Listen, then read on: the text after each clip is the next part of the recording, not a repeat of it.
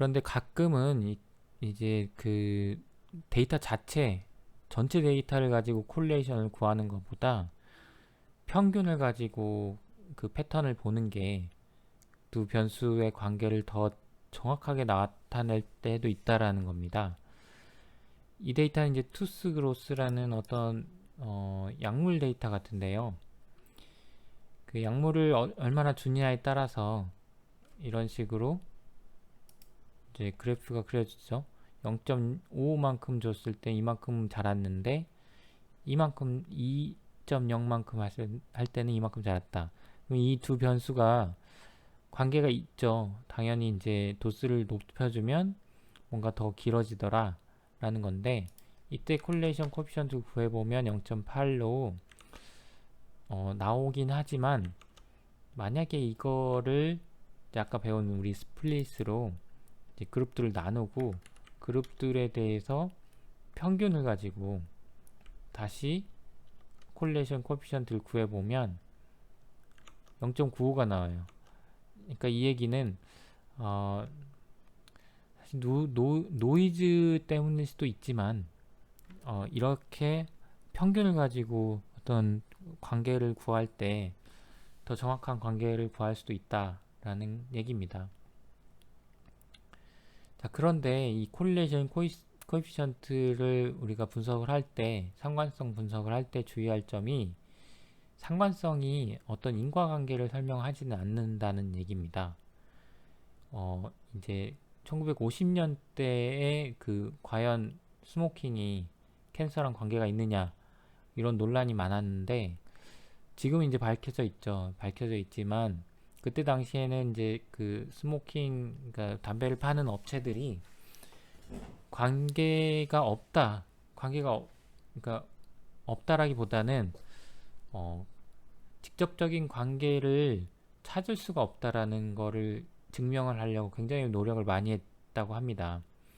왜냐면 이제 판매량이 달려있기 때문에.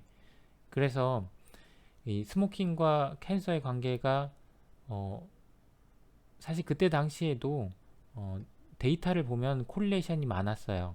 콜레이션이 많았는데, 그런데 직접적인 관계가 아니다라는 그 논리로 이제 업체에서는 그 관계가 없다, 관계를 모른다라고 하는 거죠. 자, 이게 이제 루킹 베리어블이나 컴파운드 이펙트 뒤에서 조금 더 설명을 드릴 텐데요. 이 데이터 같은 경우에는 이제 그 SAT 그 점수가, 학생들이 이제 SAT 시험을 보죠. 그 점수가 과연 나중에 취직을 해서 돈을 많이 받는 직업을 갖는 거랑 관계가 있느냐. 직관적으로 생각을 하면 공부를 잘하면 돈을 많이 받겠다라고 생각을 하는데, 그런데 실제로 요 데이터를 보면 마이너스 0.4예요. 그러니까 반비례 관계죠. 점수를 적게 받아야 더 돈을 많이 버는 관계인데, 이게 이제 좀 문제가 있는 게, 이렇게 보면 정말 마이너스가 관계가 있습니다. 마이너스 같아요. 그렇지만 점수대별로 좀 나눠보면 이렇게 된다는 거죠. 고득점자들한테서는 분명한지는 모르겠지만 어쨌든 양의 상관관계가 나오고, 저득점자들에서도 어느 정도 양의 상관관계가 있어요. 그런데 이걸 다 같이 보면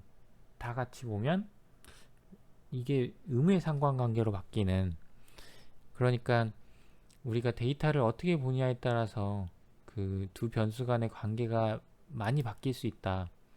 이게 이제 심슨스 파라독스라는 현상이고요. 전체 데이터 상관성이 하위 그룹별로 고려한 상관성과 반대가 되는 경우를 말을 합니다. 자, 이제 몇 가지 중요한 개념들을 설명을 할 건데요. 상관성이 높다라고 할 때 이게 그 이제 인과관계가 아니다라고 했는데, 이제 세 가지 정도의 관계를 생각해 볼 수가 있을 것 같습니다. 첫 번째는 이제 진짜 상관성이 있는 거죠. 상관성이 있는데 이게 인과관계도 있는 겁니다. x랑 y가 x가 y에 영향을 주는 거죠. 그런데 상관성이 있는데 인과관계가 있는 게 아니고 어떤 커먼 리스판스에 의해서 두 변수가 영향을 받고 있고 그것 때문에 상관관계가 있어 보인다라고 하는 경우도 있습니다. 이 경우는 이제 여기 데이터에 나오는데 그 96년에 오스트레일리아에 총기 사고가 있었고요. 그래서 굉장히 참사가 있었는데 이때 그 정부 정책이 총기 소유자들에게 총기를 다시 사들이는 정책이 이제 펼쳐졌고 그 결과로 자살률이 낮아지는 그런 데이터입니다. 눈으로 한번 보시면 이제 바이백이라는 건 이제 그 총기를 되사들이는 거고요. 여기 앞에 마이너스가 붙어 있습니다. 그러니까 자살률이 마이너스 0.2%에서 3.4%니까 점점 줄어드는 거죠. 그래서 보시면 바이백이 늘어날수록 자살률은 더 줄어드는 것처럼 보입니다. 그래서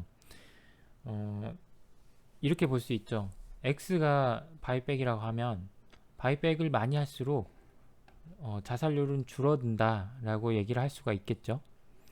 그런데 사실은 이게 커먼 리스폰스라고 해서 이제 바이백이 X가 되고 자살률이 Y라고 하면 이게 다이렉트하게 인과관계에 있던 것이 아니었고 그때 당시에 오스트레일리아에 어떤 큰 비극이 있었는데 그때 그 비극 때문에 정부가 총기 소유자들한테 총기를 되사들이는 것도 했고 그리고 사람들이 그 비극 때문에 자살이 줄어드는 이제 그런 효과가 있었던 거죠. 그래서 두 개가 정확하게 다이렉트하게 이제 관계가 있는지 없는지는 모르지만 어떤 커먼 이펙트 때문에 상관관계가 굉장히 높게 나왔던 그런 연구고요. 이제 컨파운딩 이펙트가 있는데요. 컨파운딩 이펙트는 X가 Y에 영향을 주는 어떤 원인이라고 얘기하고 싶은데 사실은 다른 Z라는 변수가 둘 다에 영향을 주는 거죠. 그래서 도저히 어떤 게 원인인지 모르는 그런 상황일 때 이 Z가 컨파운딩 이펙트라고 볼 수 있고 이 앞에서 그 스모킹과 캔서의 관계에서 어떤 제3의 이펙트 이 사람들 인더스트리 입장에서 제3의 이펙트를 얘기할 때 그게 이제 컨파운딩 이펙트라고 주장을 했던 겁니다. 트렌드인데요. 트렌드는 앞에 상관계수는 두 변수가 연속형일 때였다고 하면 이제 트렌드는 하나는 연속형, 하나는 범주형일 때 각 범주의 그 그룹에 해당하는 값들을 평균을 내고 그 평균 값들을 연결했을 때 그 길이가 일정하면 어떤 트렌드가 있다라고 얘기를 할 수가 있죠. 아까 봤던 그 투스로스 데이터가 사실은 그 어떤 트렌드가 있었죠. 그래서 이번에 이제 앞에서 제가 투스 그로스를 할 때는 물론 스플릿을 써서 그룹별로 나누고 각 그룹의 민을 이렇게 구했죠. 뒤에 가서 또 얘기할 때가 있겠지만 이번에는 lapply라는 함수를 썼어요. apply 함수는 굉장히 유용하게 많이 쓰는 함수라 여러분이 틈틈이 알아주면 좋아서 제가 말씀을 드리는 건데 그 리스트의 각 요소마다 똑같은 함수를 적용을 해주는 겁니다. 그래서 리스트에 있는 각 요소들을 평균값을 한 번에 구해주는 거죠. 네, 이런 식으로 아까 하나하나 평균을 구했던 거를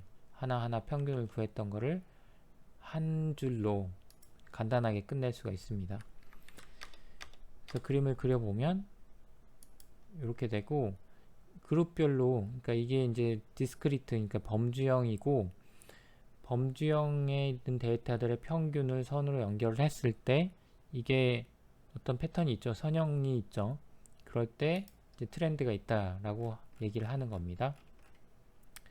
그래서 이제 식으로 보면 이렇게 할 수 있는데, 자, 이런 식 보기 전에 일단은 제가 여러분한테 개념을 먼저 알아두면 좋은 게 요겁니다.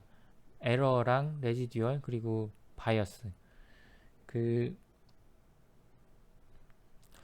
일단 이 파플레이션에 트루 값이 있을 거예요.